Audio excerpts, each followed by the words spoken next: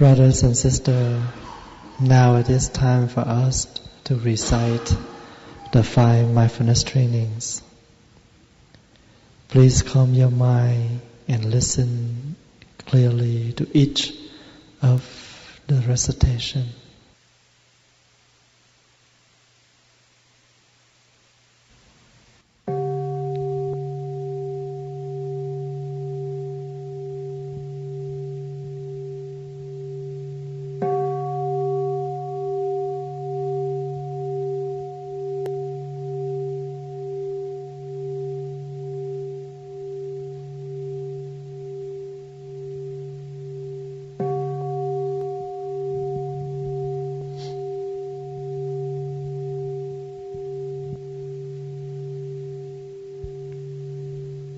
Good evening, my dear brothers, sisters and friends. Welcome to our meditation on Friday. Today is July the 6th, 2012. There was a young novice who came and asked his teacher, "Teacher, can you please tell me what is the purpose of the Bodhidharma travel all the way from India to China? What is his purpose?" Do you understand? Do you know who is Bodhidharma? Bodhidharma is the 28th patriarch count from after the Buddha passed away, and there was the first monk. The first eldest monk named Mahakassapa. He is the one who replaced the Buddha to look after the Sangha. And since Mahakassapa, we have the other one until Bodhidharma. So Bodhidharma is the 28th one. He traveled all the way from south of India to China in the 3rd century. And you do not know who he was, and if you go to the back hall, you will see there was a big picture of his, the one who walking on the water with one branch, carry one sandal at the back hall. His name Bodhidharma, very famous monk. And people believe that he is the one who teach martial arts for Shaolin Temple in China. But actually he did not teach any martial art. He only taught the monks some of the ways how to keep them in a good shape, in a good health. But because many martial arts were learned in China, and they want every martial arts must be a famous one, a very taught by a famous teacher. So they say that Bodhidharma taught martial art in Shaolin, and now you see a lot of places where they present martial art, and they call Shaolin Kung Fu. When they met the monks on the street, and their first question they will ask, "Do you know Kung Fu?" And I remember when I was in high school, somebody also asked me, "Do you know Kung Fu?" And of course I say, "Yes, I do." And they would say, "Wow, this young monk, he knows Kung Fu, so you better not touch him." And you know that in Buddhism we also have the word Kung Fu. But Kung Fu in Buddhist practice is not martial art. Kung Fu means you put your effort into your daily routine. You put your heart into each of your work. It's called Kung Fu. For example, every day you know your schedule. You must wake up at 5 o'clock And then 6 o'clock you have meditation. You do that wholeheartedly. No blaming, no angry, no suffer. You do with your happiness. You do with your heart. And when you do everything completely with your heart, it's called Kung Fu. So Kung Fu, this kind of Kung Fu is even better than the martial art. Like example, this stick to invite the bell. I just asked one of the lady to fix it again because we need to change the fabric after a while using it. It can get dirty. The thread can break. So we need to fix. And if you look closely to this stick and you see this lady choose the fabric and make this one very kung fu, very skillful, and she put all her effort, all her heart. So even sewing a piece of fabric on this stick to invite the bell, but when you do with your heart, it's called kung fu. In Vietnamese, when you want to present or you want to honor, you want to appreciate someone's work, you always say that, wow, your work is so kung fu. Kung fu means wholeheartedly, all your effort. Again, so when Bodhidharma traveled all the way from South India to China, and this young monk asked his teacher, what is the purpose of his trip that he traveled from India to China? And the master say, too many people here, hard to answer. Wait until I meet you in another place, secret and quiet. He could not stand.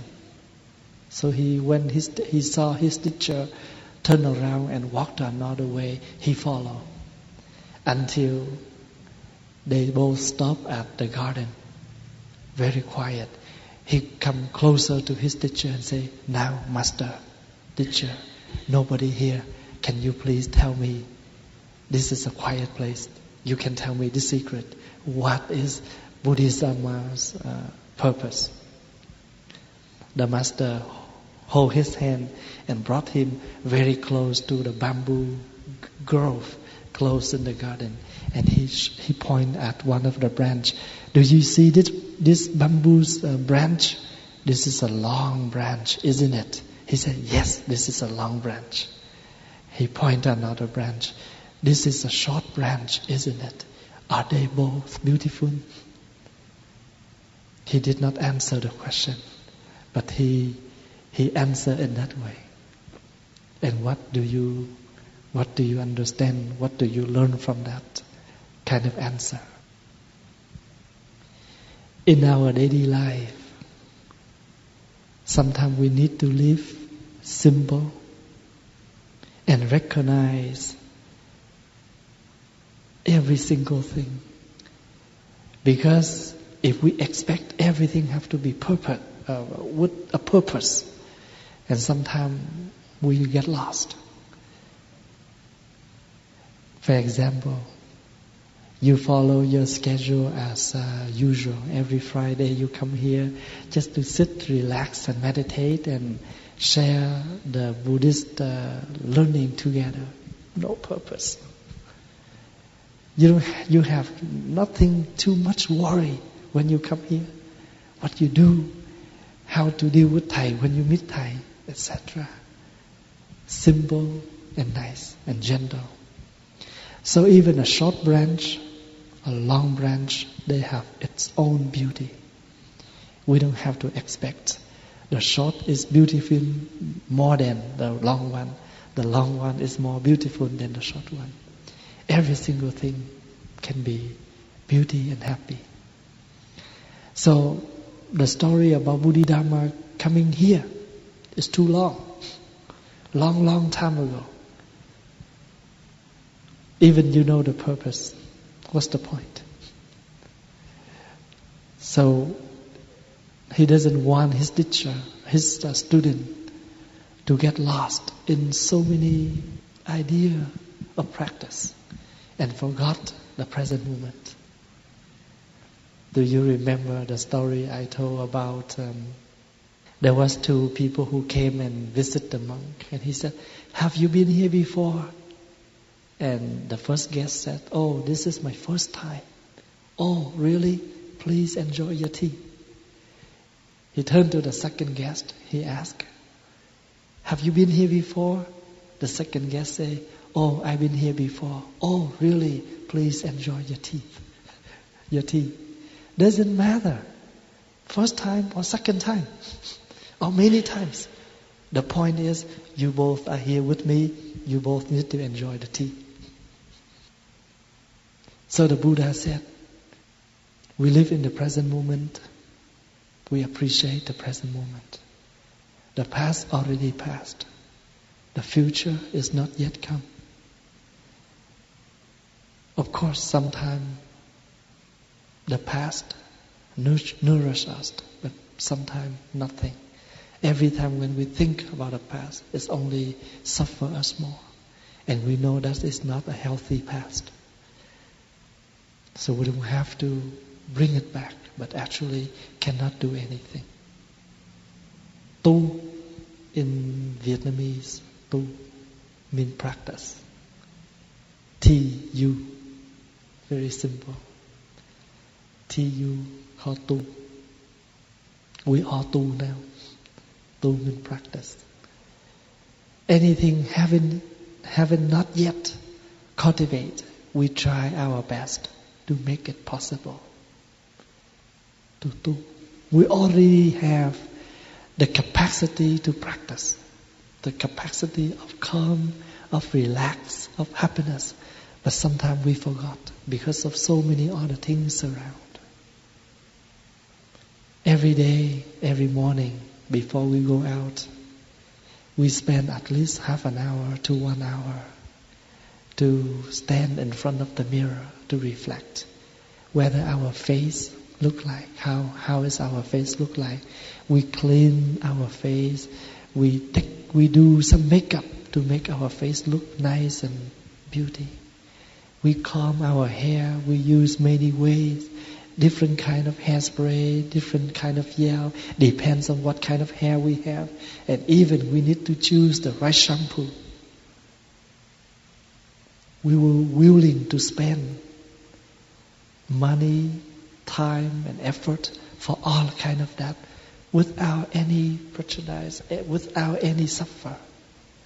But why don't we do the same exactly like that? Do is something very normal.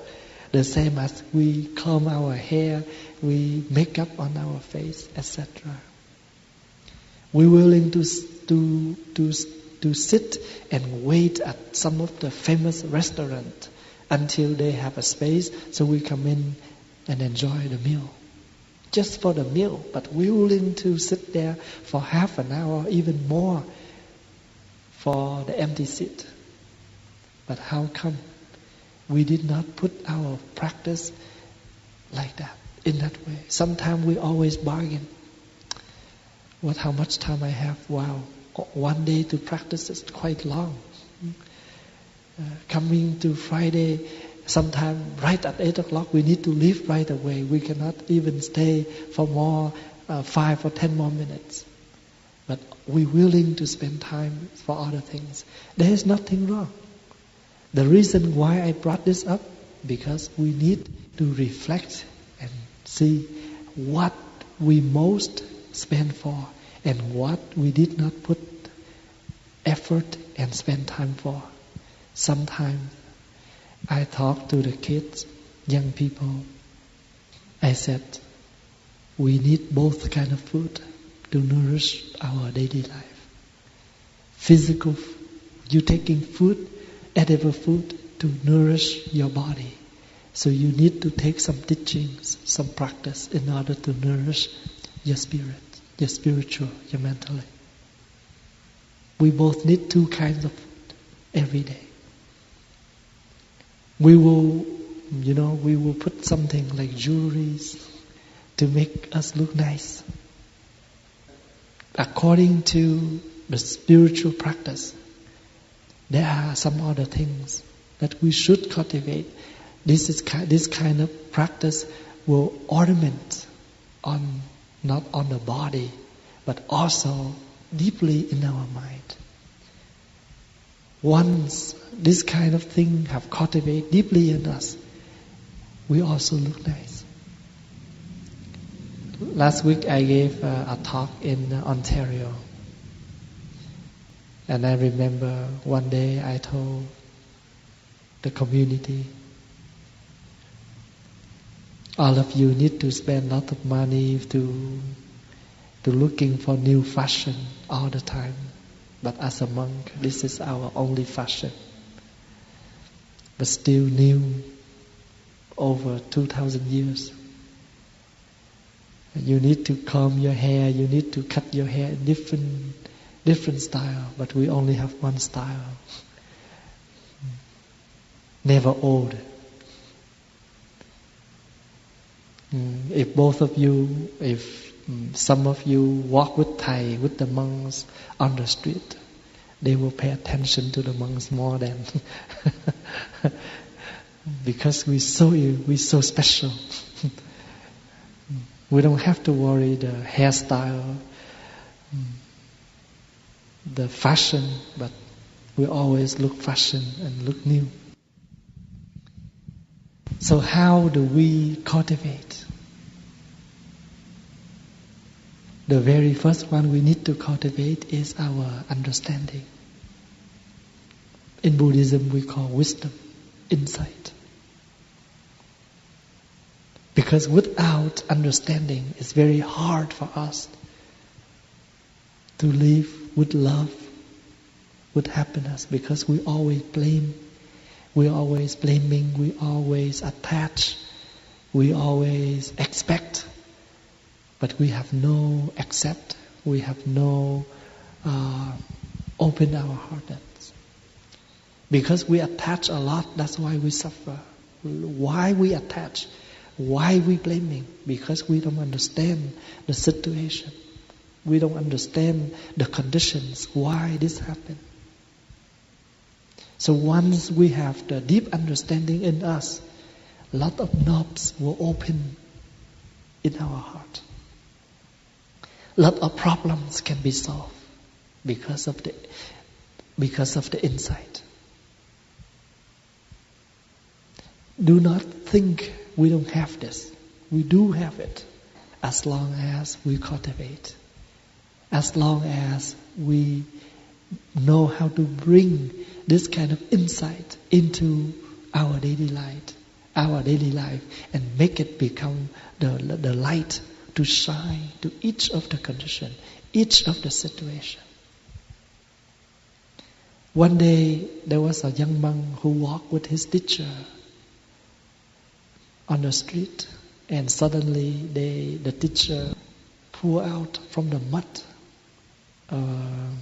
a piece of rock, and the young student asked the teacher, why you pick a rock from the mud? It's dirty. The teacher did not say anything. He walked directly to the pond close there, and he tried to wash the rock. And soon the rock washed. The young monk surprised. That is a special rock, a jade. And the teacher gave this jade to the scripture, and they made a beautiful statue of the Buddha. And the teacher said, your wisdom, your insight is like this jade.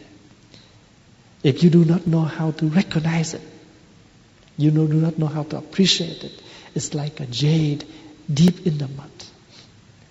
But soon we take it from the mud, we wash it, and we make it just a piece of rock. Nobody care about that rock. But the important is we know how to make this rock into turn this rock into jade, into the Buddha statue. It's like diamond. If we have no polish for the diamond, and the diamond will not be valuable, just a rock, just a piece of something, but nothing called diamond. So according to the story, we will know that we have the capacity. For example, before you come to the meditation, you never think you're able to cross your legs and sit on floor for an hour. But after many days you doing this, you can sit quietly, you can sit, nothing wrong, because you have success. You have done your best. You cultivate this kind of sitting every day, every week. Everything needs to be trained. That's why we call the mindfulness training. It's hard to do. For example, we have the habit. Our habit is whenever we hungry, we just grab something to eat. And sometimes because of our addiction, we never care what kind of food. Is this a healthy one or not healthy? But with cultivating, with understanding, we will know what kind of food is good for the body and what kind of food is not good for the body. Last month I met a friend in the States, and he told me his life is nothing rather than sitting in front of the TV every night after work. Even he eats. Soon he back home, he take a bowl of food and he sit in front of the TV, and he can sit there until midnight, nowhere else. If somebody come and encourage him to do something like volunteering or go to temple, listen to Dhamma talk, he said, please don't tell him anything like that. No interesting. But since I met him last year in October, he attended that retreat. He changed, completely changed. Now he like to sit in meditation. He like to attend the retreat. He like to go to temple. He cut off his cable. He less, because he know how to moderate. He has the capacity of practicing. Before, he never think he has. So do not underestimate ourselves. We do have the capacity to practice, as long as we know how to recognize, realize. In the Lotus Sutra, the Buddha gave an example. There was a man who was drunk, and before his friend left, his friend put in his pocket some money at the edge of his shirt, but he never know there was money, there was some valuable things in there. And that drunk man always think he was a very poor person. He walked on the street to beg, and one day suddenly he met his friend, and his friend surprised. Hey friend, do you remember on the day we met and we drink? After you drunk, I put some money, some jewelry in your shirt. Why don't you bring them out and use them? So the friend realized, and he took out, and he have money to live. And the Buddha gave an example. The Buddha said, same thing. You all have the capacity to practice exactly like the Buddha. You also have the wisdom, the insight to practice, to live happy, to live peacefully. How come you always like a beggar, running around, beg for love, beg for happiness? Happiness is deep in you. Soon you go back to yourself and you can recognize it right away. In Vietnamese, we have a romantic song. Some of the words there are very funny. Who able to give me love? That's one of the sentence. Ai cho tôi tình yêu? Who able to give me some love? I need some love. Please give me. We do not love ourselves, then how can we beg for others' love? So the first thing we need to cultivate is our insight, our understanding.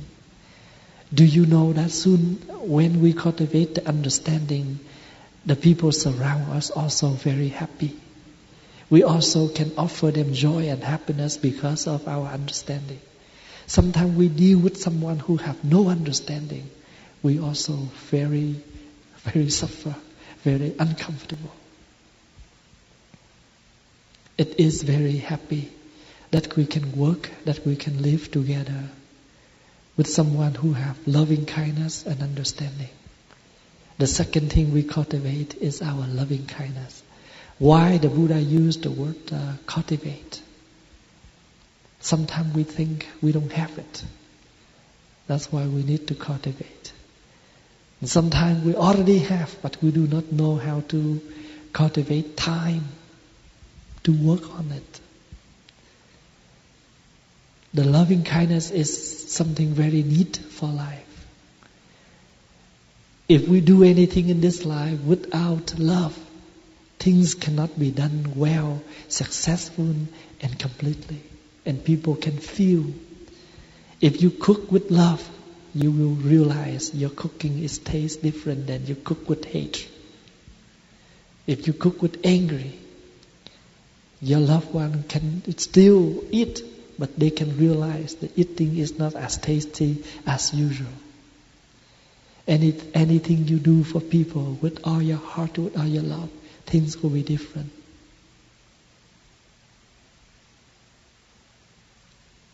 When you have love, you know how to flexible. You know how to behave. You know how to use the flexibility into our daily behavior, daily dealing with people. There was a monk who practicing the Buddha's recitation close to the river, and suddenly he saw a young lady walk slowly into the river. Looked like she tried to kill herself. The young monk threw the prayer bit, and the monk yelled, "Snake! That's a snake!" The girl, so scared, and she tried to run very fast to the monk. And after that, the monk used the branch to take his prayer bits back. And the girl realized that is not the snake, that is the prayer bits of this monk. And she blamed, "You are the monk, why you lie? Why you lie to me?" He said, I don't mean to lie, but I want to save you. But unfortunately, I don't know how to swim. So the only way that I can rescue you, I can save you, is throw this prayer bits where you almost die and use the snake as the draft to help you. But young lady, if you really want to die, why are you scared about the snake? So he know exactly that this young lady does not want to die. Just because she's so suffer, she thinks she cannot survive. She thinks she cannot continue to live. That's why she find this silly way.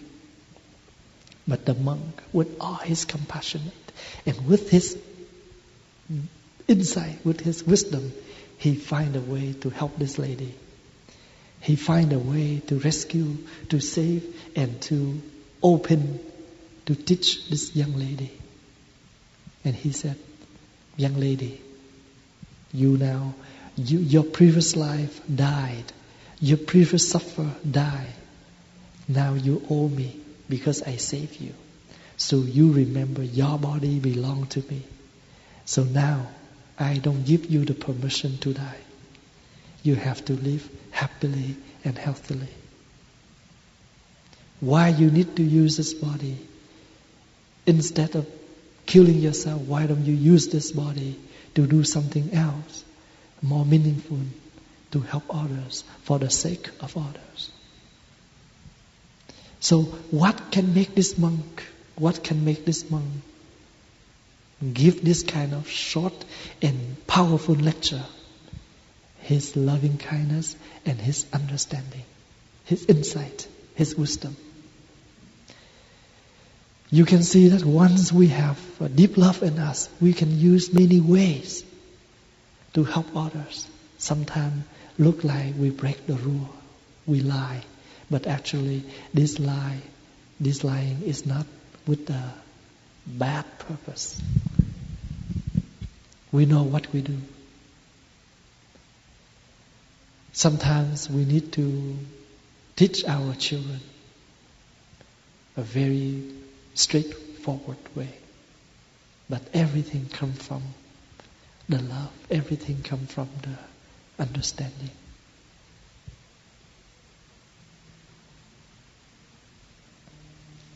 We have the wisdom.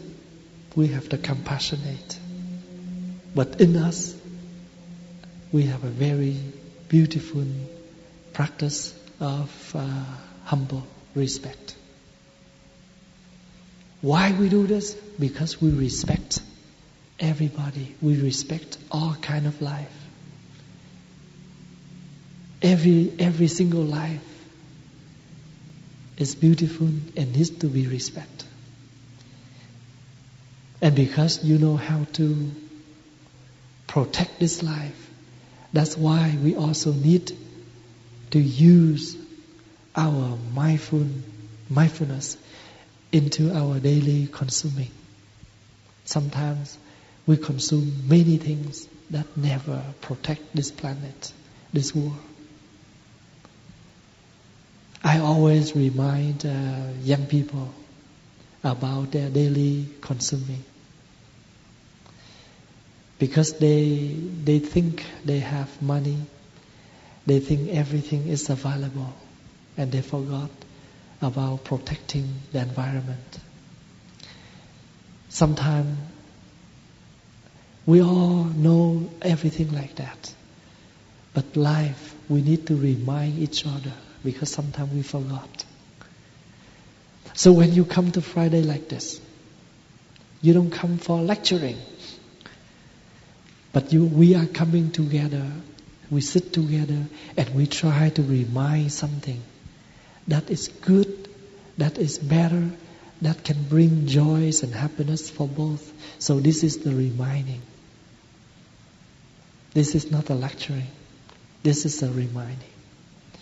We spend time together to sit, practicing sitting together, practicing walking mindfully together. And we also reminding each of us some of the mindful story, mindful teachings, that we can refresh ourselves and we can bring the teachings deeply into our daily life. I don't mean to come here to lecture. I only wish that I can come here with all of you each Friday, so we can spend time together as a practitioners. We don't come here as a philosopher, but we are a practitioner.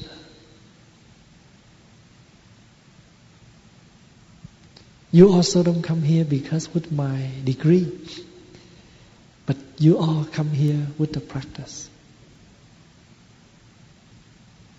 And the fourth thing we can cultivate into our daily life and we can ornament for ourselves is the improving to be humble, patient, and modest. This afternoon there was a young lady who came and see me, She asked me to choose a good day for her to move in her new house. And before she leaves, she said, Thầy, do you have any prayers?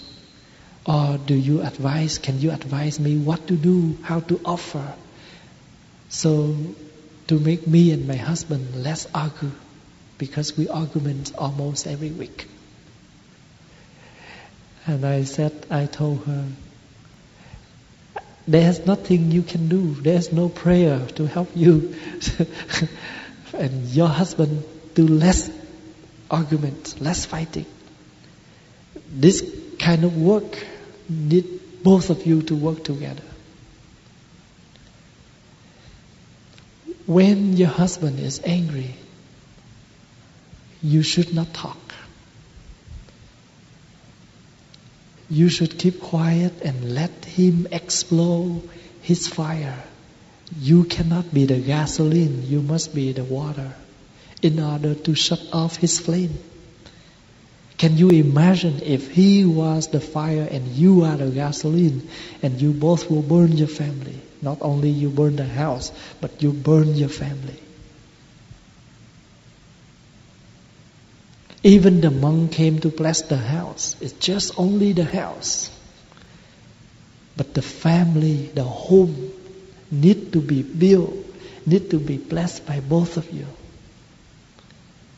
The kids, your children, need to be blessed by both of you, not us. And none of the prayers that you can do for both of you to get, let's argue. And I told her, every day you spend a few minutes, 5 minutes, quiet your mind, calm your body, calm your mind. And when you can relax like this, you can calm like this, you have more power, more energy to accept when your husband angry. And you know how to deal with him, you know how to find the right word to speak with him in that moment. Do you know she is bargaining with me? She said, 5 minutes only? That means only 5 minutes I can do this? 5 minutes is nothing. 5 minutes are nothing. But we're willing to do something else. We may sit in front of the TV to watch the whole movie for 90 minutes or even more. But, spend 5 minutes to 10 minutes to calm our mind, to calm our body. We feel so long. And then we always expect Jesus, God, Buddha to bless us. We are busy to bless Jesus, God, Buddha, busy to bless, but we're busy for something else. We don't spend time to do something called blessing ourselves. Because we have the habit. Everything the monk will take care. Our priest will take care for us. So let's go ahead and do something else. But in Buddhism, learning and practice, or not only the monk, but we need every one of us, we need to practice.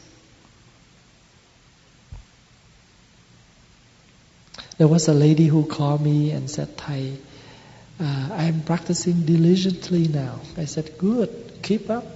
And she said, oh, I don't know how long I can keep this practice.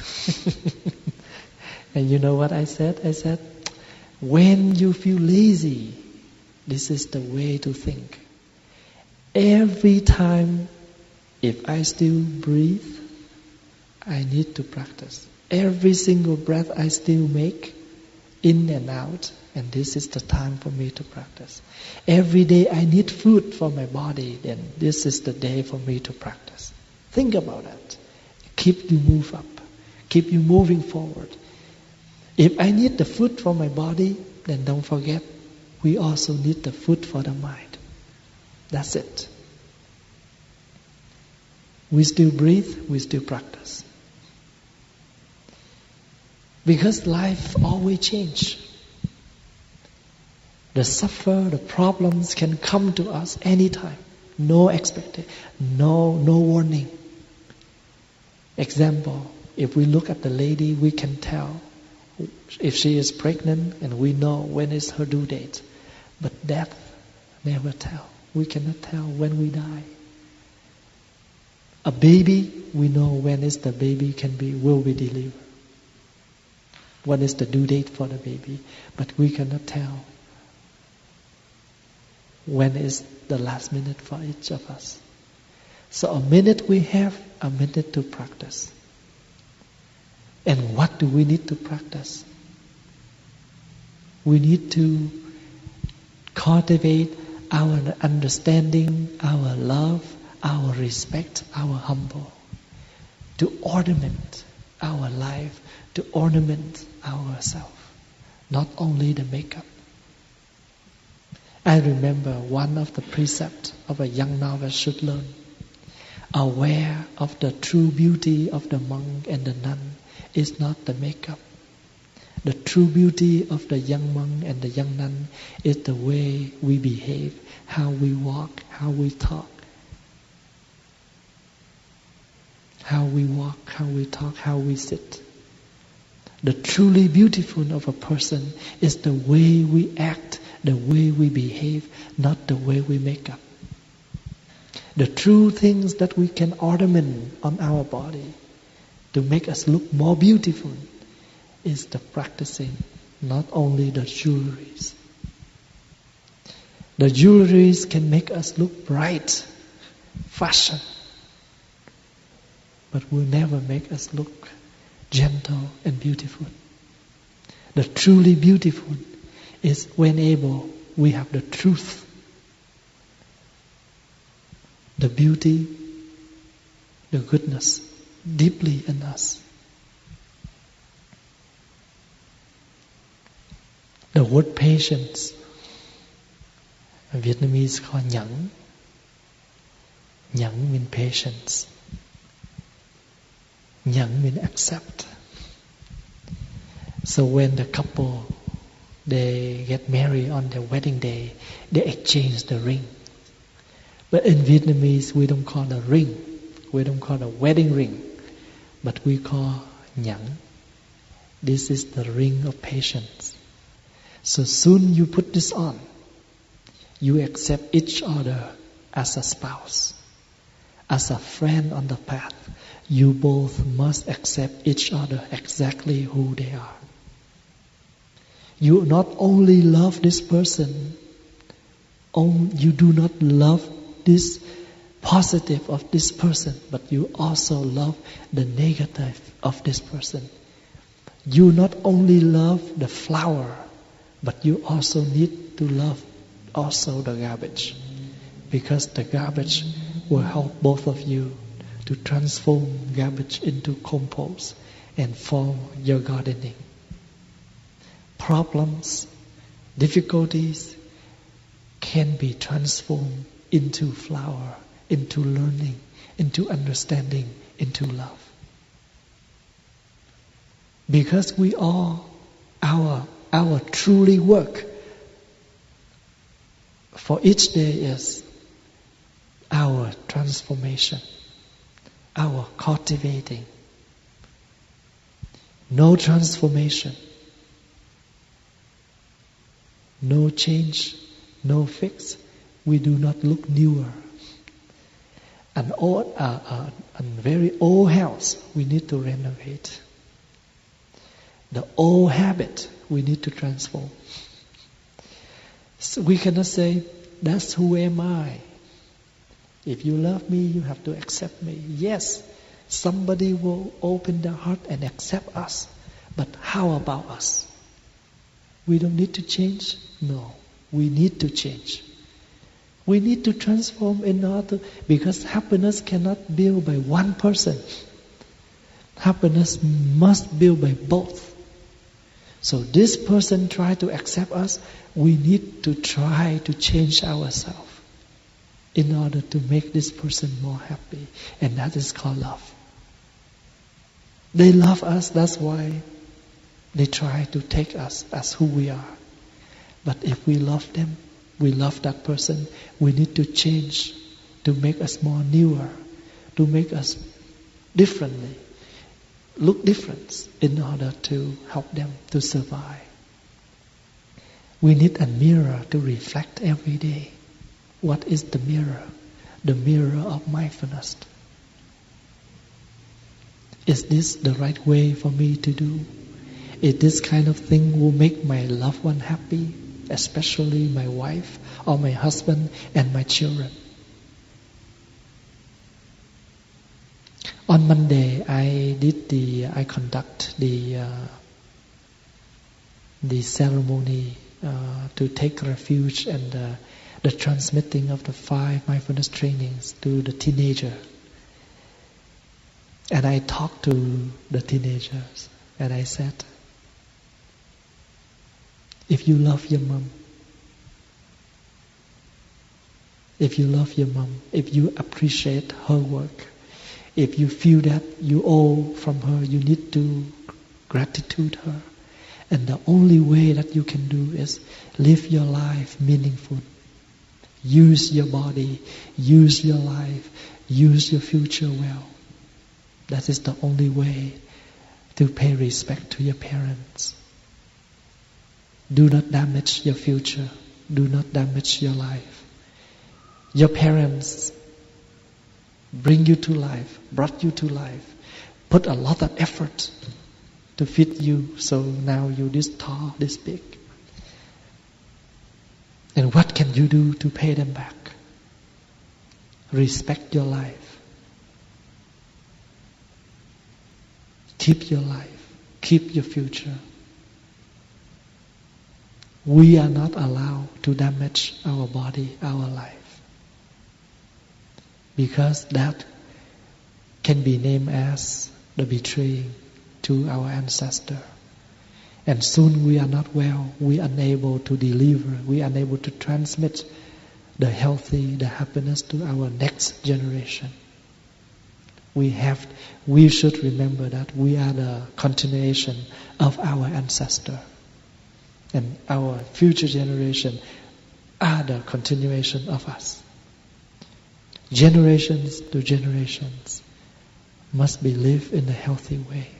And the healthy living is the only way to protect the environment, the atmosphere. Thank you for your listening. Thank you for your attention. I hope you enjoy your warm weekend. I would like to announce that our last Friday will be 21st of July, and then we will have break. But please make your day at Westlock Meditation Center on July 28th. If you are unable to get there, please gather here at around 4:30 to 4:45. We will carpool to Westlock at 5 o'clock. 6 o'clock we register, and 7 o'clock we have orientation, and we have the rest of the night and the rest of Sunday, July 29th, together. I hope you can arrange your time and be with the Sangha. And we will have about 1 month break in August. We'll come back in September. So I hope that you are aware of the dates that I just mentioned. Our sister Grace will send out another email with all the detailed dates, and so we all can follow the schedule. And I hope we have a good summer mindfulness day instead of 3 days. Now we need to do some action. There's only 1 day left. So please arrange your time and be with the Sangha. Thank you.